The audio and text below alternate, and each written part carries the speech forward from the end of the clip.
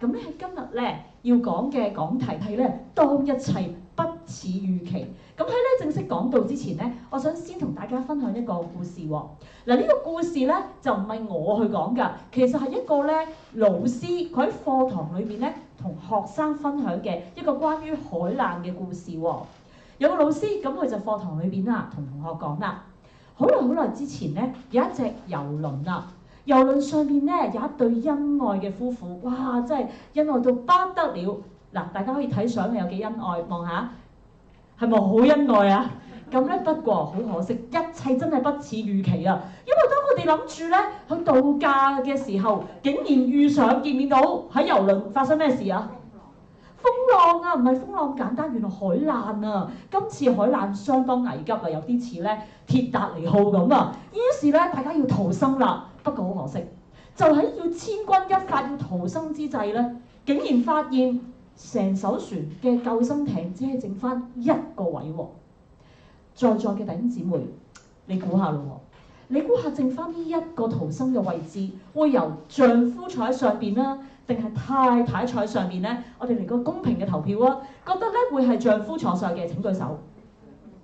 好，見到大家咧得個笑容，冇人舉手。好，咁啊！請問，如果係太太坐喺上面嘅請舉手。嗱，見到啦，好合理嘅估計啊。不過咧，講明一切咧不似預期。你睇，竟然係個男人拋妻咁樣咧逃生喎。咁咧太太咧就喺一個咧接近沉沒嘅遊輪上面啦，目送住丈夫坐咗喺救生艇上面咧離開啦。一路咧即係我哋將個鏡頭拉遠啲啦，拉到遠啲。哇！一路個太太咧就對住咧喺救生艇嘅丈夫嗰度大嗌喎。於是咧講到呢度，老師就問啦：各位同學啊，你估咧呢個太太對個老公嗌啲乜嘢啊嗱？於是咧同學就紛紛講啦：哇！咁衰嘅男人啊，梗係話我嫁錯你啊，我愛錯你啦，你呢個喪心病狂啊！我講到呢度咧，我要賣個關子，因為咧到講到結束嘅時候，我會講埋咧故事嘅結局嘅。嗱，不過咧，衷心感受到，無論面對意外或者係面對咧危難一刻坐救生艇，一切都不似預期。的確，其實喺人生路裏邊咧，好似呢一個咧航喺海上面嘅遊輪一樣，原來都可以咧面對好多不似預期。或許係一啲咧突如其來嘅災難啊、意外啦，又或者係一啲咧防不勝防嘅意外，甚至係毫無預兆嘅病患。呢一切可能都嚟得不似預期。不過當一切不似預期嘅時候，我哋可以點樣面對呢？如果信耶穌嘅人又可以點樣面對呢？今日就好想同大家透過新約聖經一段嘅經文，裏面記載一個病患人士啊，叫拉撒路啊，係記載喺約翰福音11章1至7節嘅經文裏面，佢嘅經歷點樣讓我哋睇見，當一切不似預期嘅時候，我哋可以點樣去應對呢？先嚟到讀一讀經文好唔好啊？請大家咧讀出熒幕顯示嘅經文，約翰福音11章1至7節，請讀。有一個患病的人，名叫拉撒路，住在伯大尼，就是瑪利亞和她姊姊馬大的村莊。這瑪利亞就是那用香膏抹主，又用頭髮擦他腳的。患病的拉撒路是他的兄弟。他姊妹兩個就打發人去見耶穌，說：主啊，你所愛的人病了。耶穌聽見就說：這病不至於死，乃是為神的榮耀，叫神的兒子因此得榮耀。耶穌素來愛馬大和他妹子並拉撒路，聽見拉撒路病了，就在所居之地靜住了2天。然後對門徒說：我們再往猶太去吧。讀完呢段聖經咧，你會發覺好吊癮，因為咧其實件事未完㗎。因為咧記載呢一個嘅部分，其實係屬於拉撒路從死裏復活呢個神蹟咧嘅一個背景描述嚟嘅啫。嗱，呢一個咧其實係記咗約翰福音裏邊7個主耶穌行嘅神蹟嘅最後一個。而呢7節聖經雖然係呢個神蹟事件嘅一個背景，但係單單呢7節咧，如果你細心讀，有一個字眼重複咗5次啊！留唔留意到邊個字啊？榮耀係成日出現嘅，但係5次喎。係個病字啊。7節嘅聖經病字出現咗5次咁多，呢個咧正正就係流露住當我哋面對病患不似預期，一切不似預期嘅時候，我哋到底可以點樣面對呢？短短7節，我會將佢分做3個部分，我亦都會用呢3個有着字啊呢個字咧做一個小標題去到貫穿住今日嘅信息，盼望咧都成為你嘅得着喎。第一個着同大家分享啦，就係你喺第1至第3節見到㗎，就係一個好大嘅着緊啦。邊個着緊啊？咁啊，梗係病者嘅家屬。病者家屬對病患不似預期嘅着緊，我哋嚟望一望咧經文第1至第3節。如果你睇第細心睇咧，第1節已經出現第一個病字㗎啦，見唔見到啊？呢個病字咧就話俾我哋聽，有個患病嘅人，佢叫拉撒路。其實實際上第1節已經簡單介紹咗佢成個家庭㗎啦，因為咧除咗拉撒路病嘅拉撒路之外，仲有邊個啊？冇錯，有佢2個家姐，分別咧就係瑪利亞即係二家姐，同埋瑪利亞嘅家姐馬大呢個家庭。而呢個家庭住喺邊㗎？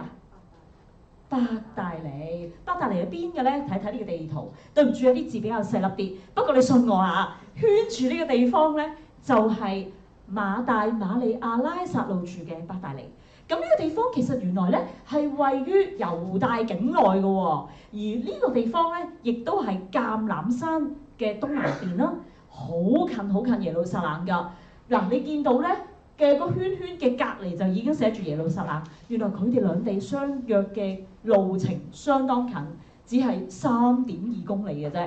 嗱，如果你有機會咧跑過咧最短程嘅馬拉松，知唔知幾多 K 啊？10公里喎，咁即係話佢只係咧最短嘅馬拉松嘅1/3啫，好短嘅距離，一日內咧都一定慢慢行，都一定行得到，好近耶路撒冷嘅一個地方。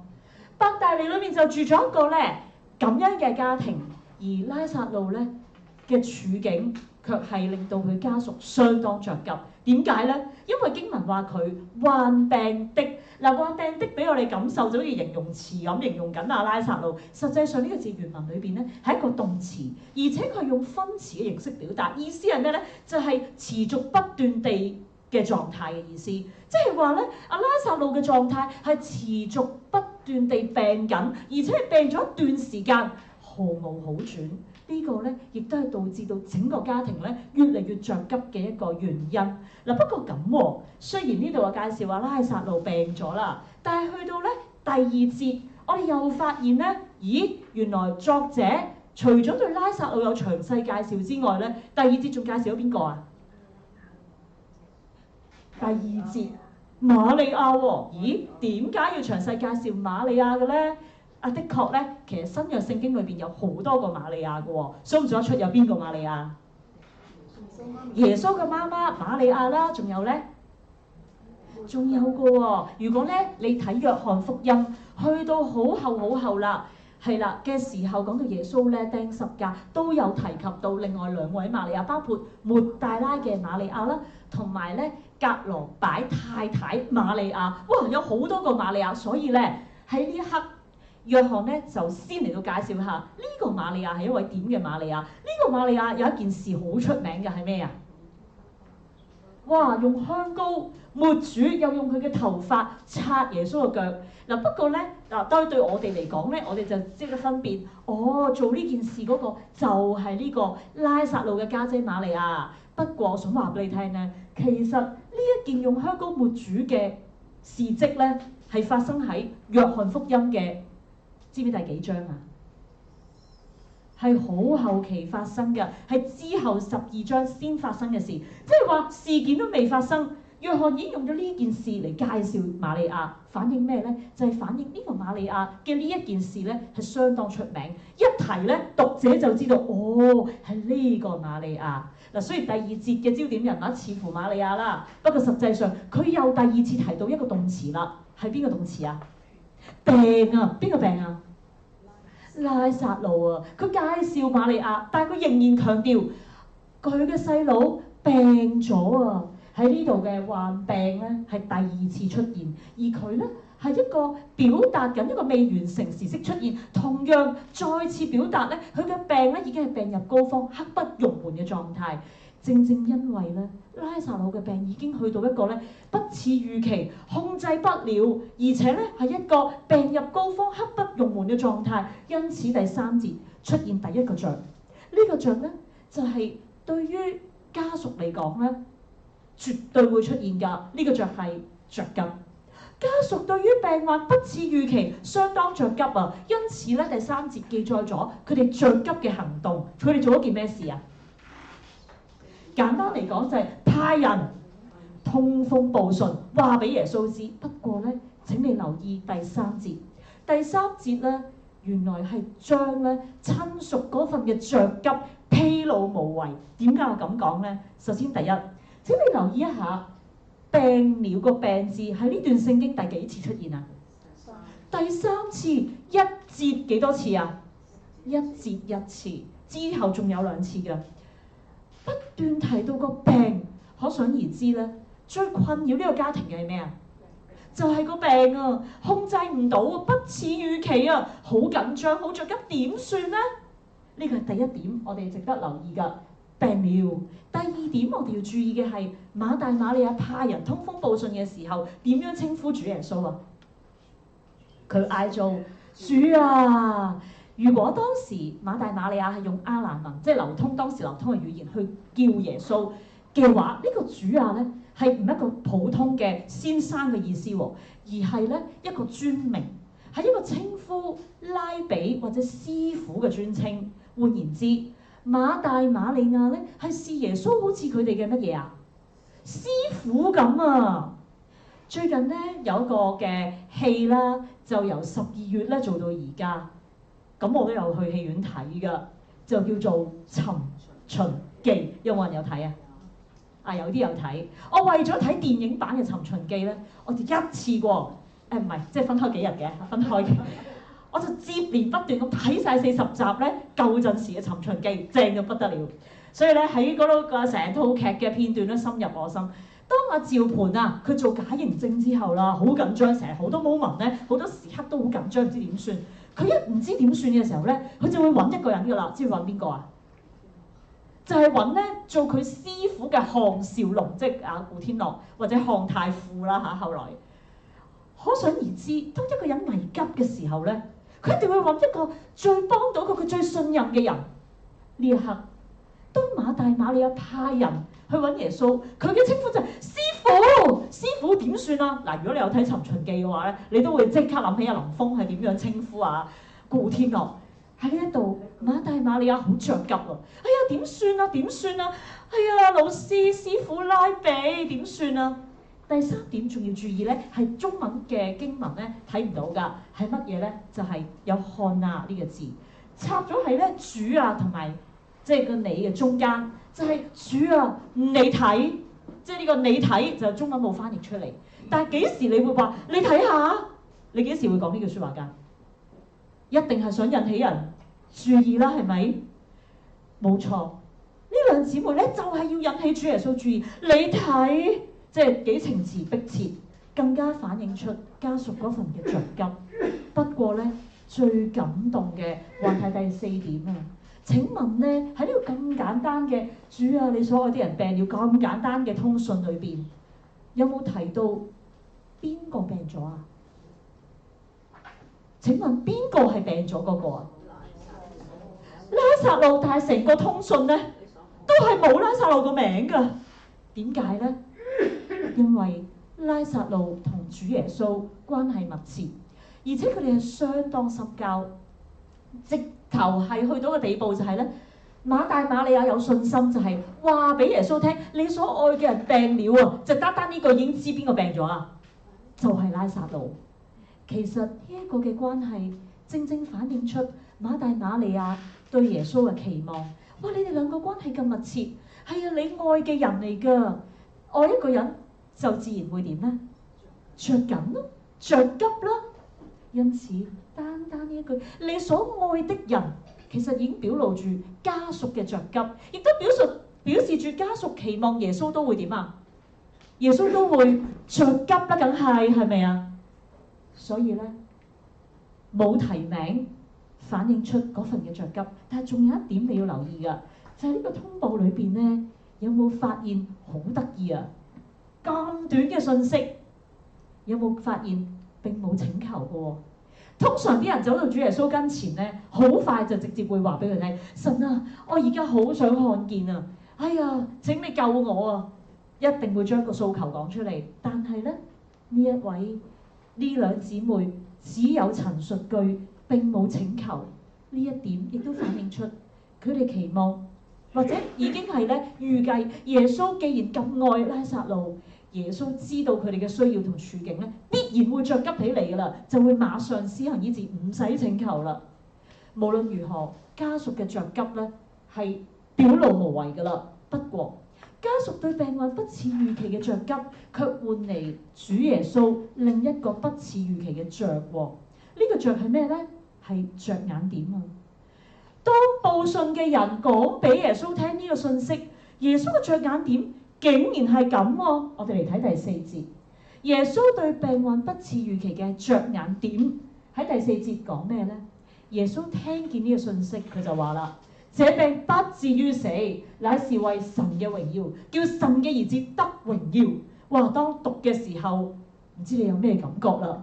一個病到差唔多死嘅人，耶穌卻話：這病不至於死。我見有姊妹好開心，係咪有少少覺得哇，主耶穌你咁冷血嘅？耶穌呢度好明顯地指出，病同埋死唔應該係我哋嘅着眼點。着眼點應該喺邊啊？出現咗2次嘅榮耀啊！不過我哋都了解一下耶穌呢句説話到底咩意思呢？係咪冷血不近人情呢？先睇上半節，耶穌話：這病不至於死，係咪呢個病真係唔致命呢？我嚟問下大家先，呢個病最後有冇令拉撒路死啊？咁耶穌咁講嘅，唔會死嘅，唔會至於死。嗱，呢個咧就我哋咧誤解咗呢句説話啦。因為耶穌呢句説話係要表達呢個病唔會以死亡為結束，又或者可以理解為呢個病咧係唔會停留喺死亡裏邊。明嗰意思嗬？耶穌當然預計知道佢將會使拉撒路從死裏復活啦。因此咧，對我哋嚟講咧，我哋知道預知劇情發展嘅嘛，係咪？弟兄姊妹係嘛？讀過呢段聖經你知之後有神蹟發生啊，呢個背景嚟嘅啫。不過當時馬大馬利亞知唔知㗎？其實唔知㗎，係咪覺得主你咁應嘅？呢個時候我要同大家做個實驗喎。話說咧，最近有一隻嘅日本獼猴超級爆紅啊！大家知唔知佢係咩啊？咦，有睇喎，就係佢啦，係咪好卡哇伊呢？呢一隻獼猴咧有名㗎，叫 Panchi 君。咁啊 Panchi 君咧其實好可憐，你見到咁細粒，其實好可憐啊！嗬，佢係一個咧俾親母拋棄啊，生咗落嚟冇幾耐咧就棄養拋棄佢嘅一個少少即係雄性嘅獼猴啦。咁而咧，佢而家身處嘅係 Ichikawa City Zoo 日本裏面嘅。咁咧，好可愛啊嘅佢咧，其實你睇啲相梗可愛啦。我睇過段片啊，好慘噶。佢咧有個不幸經歷。唔好意思，有啲重疊。咁你聽我講，佢被媽媽拋棄之後咧，其實就係透過嗰個即係動物園咧嗰啲嘅工作人員咧，用人工方法去哺養佢咧，以致佢可以繼續成長啦。不過佢始終咧都要翻到去猴群當中集體生活㗎嘛。我睇過段片咧，就係見到咧，哇！佢入到猴群裏邊，因為咧佢由細到大冇媽咪啊，所以嗰啲嘅工作人員就將 IKEA 嘅唔知大家有冇見過啦？呢隻咧嘅猴子公仔咧。俾佢咧好似一個代母咁啦，令佢有安全感啦，令佢有愛嘅感覺啦。咁而但係好可惜嘅係咧，佢進入到其他嘅猴群裏邊咧，竟然咧被其他猴群欺凌喎。我睇完段片之後咧，即刻眼都濕埋啊！哎呀，好可憐啊！其實我話俾你聽咧，呢一隻咧猴子真係好不得了，因為佢顛覆咗我咧對猴子嗰種嘅恐懼同埋厭惡，你明唔明啊？明明我覺得猴子好 dirty 啊，我去親城門水塘我都好驚，但係咧，哇！咩卡哇伊呢啊，真係好可愛。不過當我同阿女分享呢一單新聞，我俾張相去睇嘅時候，阿女竟然咧突破盲點，佢有另一個着眼點。大家睇唔睇到係乜嘢啊？開估啦嚇！大家都好同情我，當大家都眼濕濕，哎呀點算啊，可憐啊，可憐啊嘅時候，佢突然間話俾我聽：阿媽，點解框住呢張相嗰隻公仔咧，同另外3張唔同嘅？留唔留意到啊？而家留意到啊，嗬！我嗰下然發現，哇！阿女你咁叻嘅，佢問我點解咧？嗰最可愛嗰張相咧，嗰隻猴子咧眼咧冇圈圈啊，你見唔見到啊？佢好有個額頭咧，好似人色咁樣。其他3張唔係，我懷疑 AI，不過我懷疑嘅啫嚇，我唔能夠肯定啊，因為我睇片咧，其他公仔都係另外3張。無論如何，我想講出嘅係咧，當我哋困喺一個環境裏邊，我哋嘅着眼點咧係局限咗，我哋睇唔到，我哋就沉浸咗喺個感受裏邊。但係原來咧旁觀者清喎，我女一嘢就道破咗，咦點解唔同嘅咧咁樣？主耶穌喺呢度要將我哋嘅着眼點糾正。當我哋仍然好擔心死啦，個病會唔會好返㗎？哎呀，佢死點算啊？耶穌嘅一句，這病不至於死，並唔係結束，因為佢要糾正我哋應該有嘅着眼點。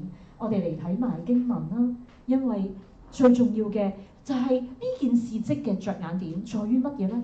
在於榮耀。父神能夠使人從死裏復活，會得着榮耀。不過唔好忘記，施行神蹟嘅耶穌，亦都會因着佢施行呢個神蹟得榮耀。點解我咁講呢？因為如果你再睇呢段聖經咧，去到第17節，佢講到明，當耶穌抵達伯大尼嘅時候，拉撒路當時死咗幾耐啊？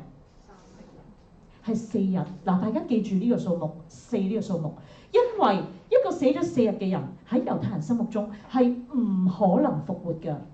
一陣間我會解俾你聽點解咧，佢哋會咁樣諗。但係肯定嘅係，耶穌呢一個劃破天驚嘅神蹟奇事咧，係叫到神並且神嘅兒子耶穌得着榮耀。啟示咧，耶穌就係神嘅兒子呢個尊貴嘅身份。接住落嚟，我去到經文最後一個章。我所以好希望你今日乜都唔記得都好，你可以唔記得嗰個家屬幾咁着緊，你可以唔記得咧耶穌，即係都唔係幾好嘅，不過最好都係記得啦。即係個着重點啊，因為着重點好重要。但係接住落嚟呢個着同你最有切身關係，因為主耶穌同樣對你有呢個着。呢個着係咩着咧？就係着緊嘅着。接住落嚟，我哋睇經文最後3節，就係耶穌對摯愛不似預期嘅着緊。耶穌並不着急，但係不代表耶穌唔着緊。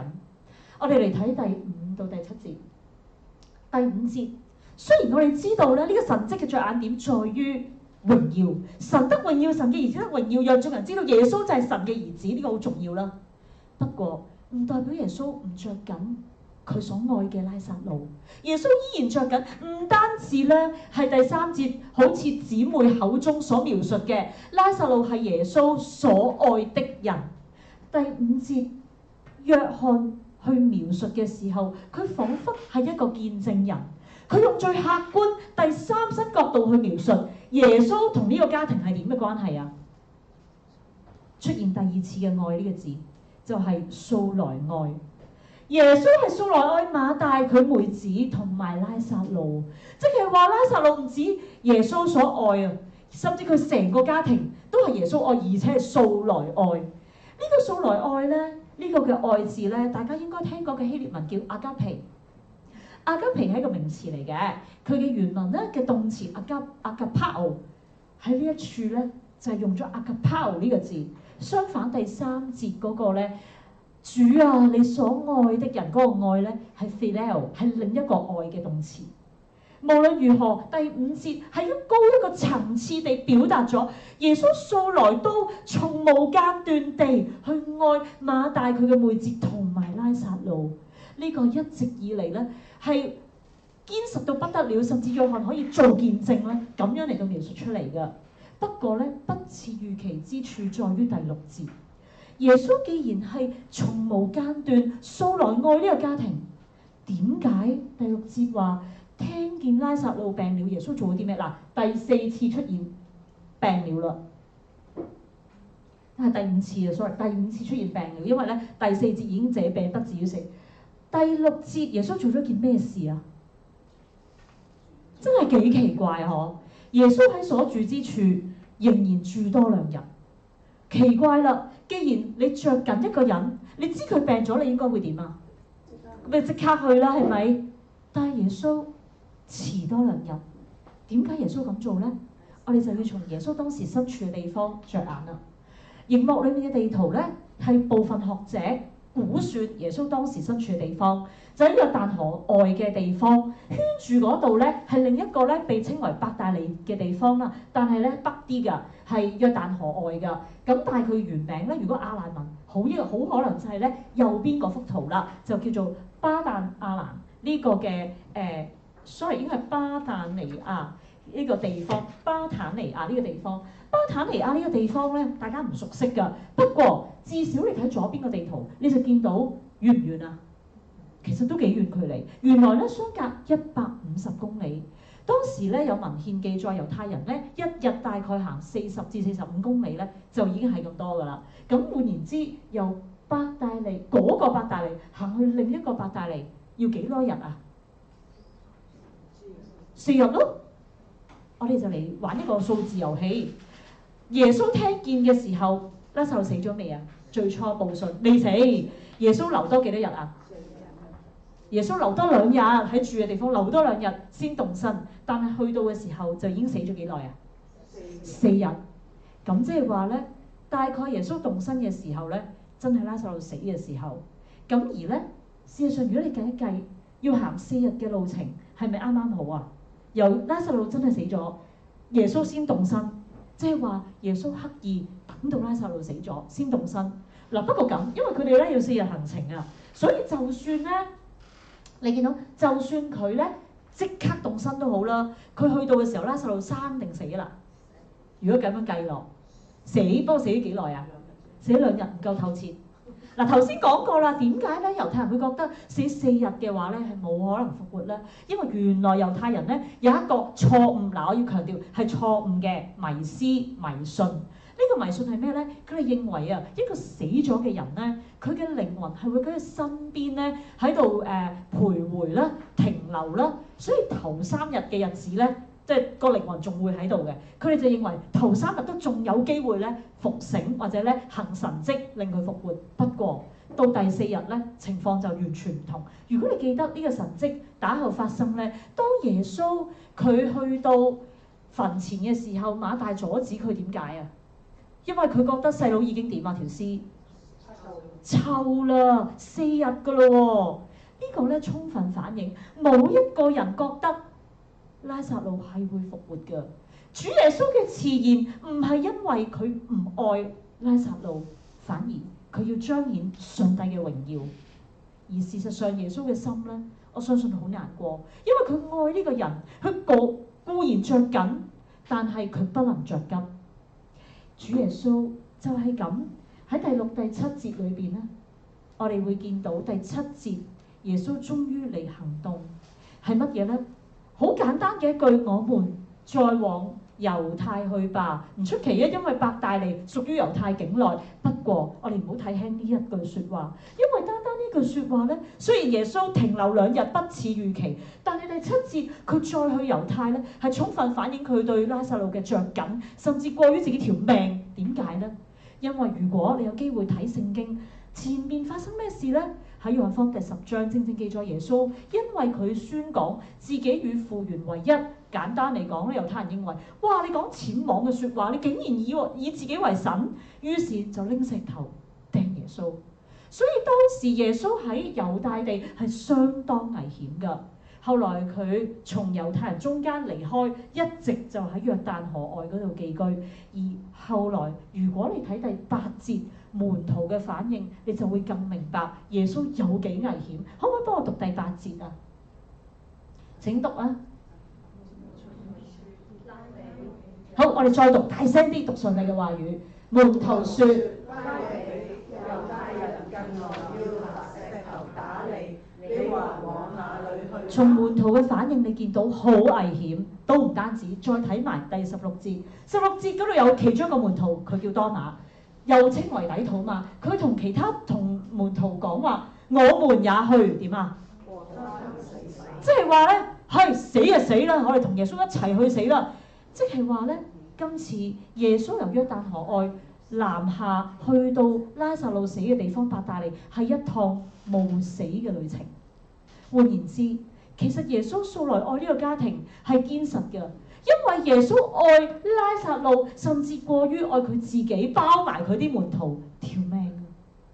呢個咧明明乎其實就係明知山有虎，偏向虎山行。各位親愛嘅弟兄姊妹，今日上帝再一次透過一段咧，我哋可能讀完嘅時候，只係以為佢背景嘅經文，佢讓我哋睇到三個像。不過喺我重溫呢三個像之前，我好想結束翻開始講到嘅時候嗰個故事，大家仲記唔記得啊？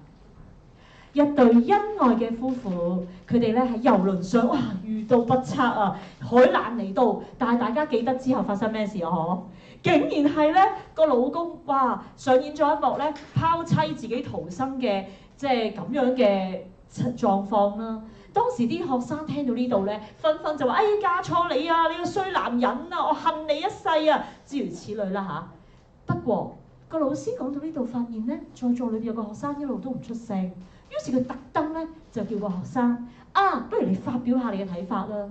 於是學生就話：我估呢個女人咧會大嗌：你好好照顧我哋嘅仔啊！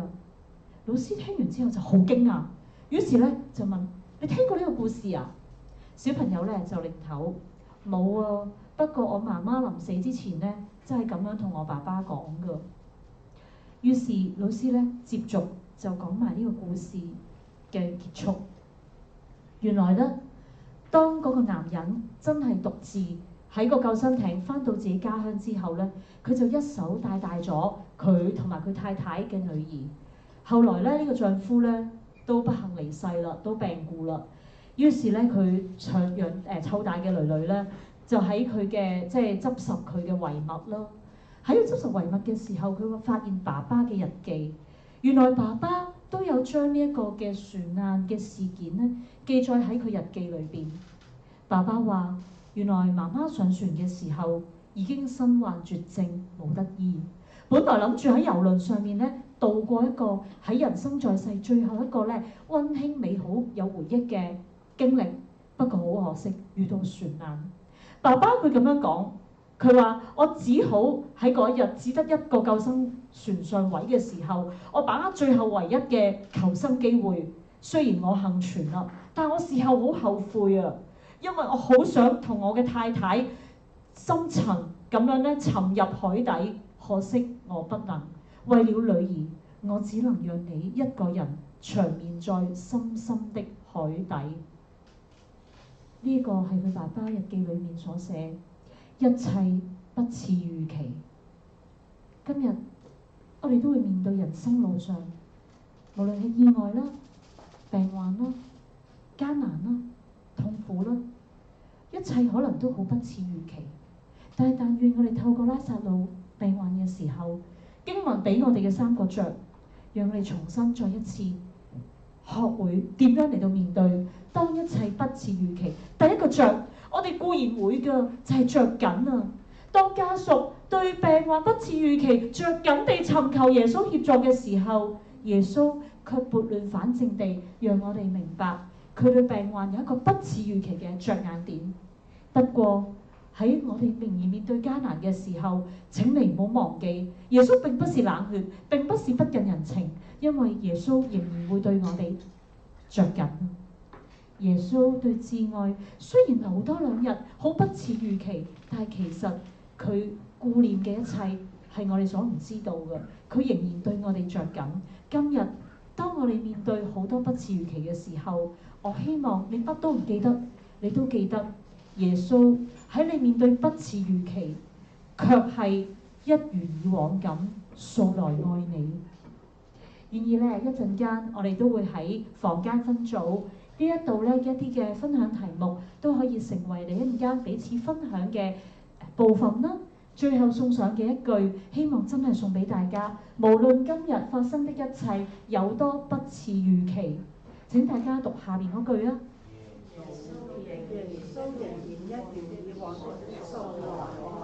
我哋一同低頭禱告。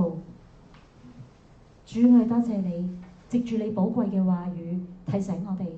神啊，係啊，我哋對病患，無論家屬或者自身，對艱難，對好多嘅困苦，我哋見到不似預期嘅時候，我哋真係會好着急。但係主求你讓我哋唔好忘記，你有你更高層次嘅着眼點。而且主，無論我哋面對嘅幾不似預期，求神你讓我哋知道，你仍然素來愛我哋，因為主你着緊我哋，你冇忘記過你要去拯救昔日嘅拉撒路，亦都冇忘記過拯救我哋。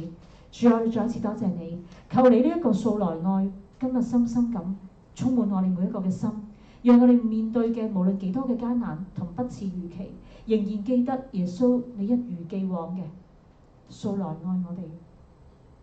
多謝你聽我哋嘅祈禱，俾我哋你寶貴嘅話語，祈禱交託奉我主耶穌基督得勝又寶貴嘅名字祈求，阿門。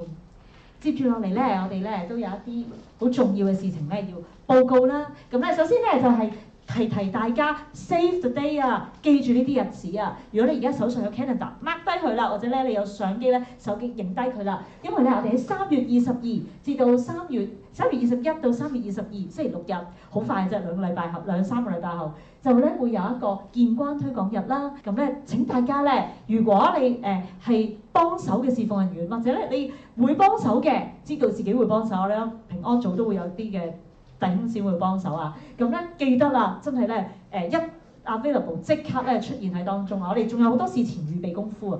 咁咧，如果你唔係幫手，你可以多啲咧去鼓勵身邊嘅朋友咧過嚟我哋嘅 counter 度認識建關部，以至到咧佢哋隨時得到咧即係適切嘅幫助。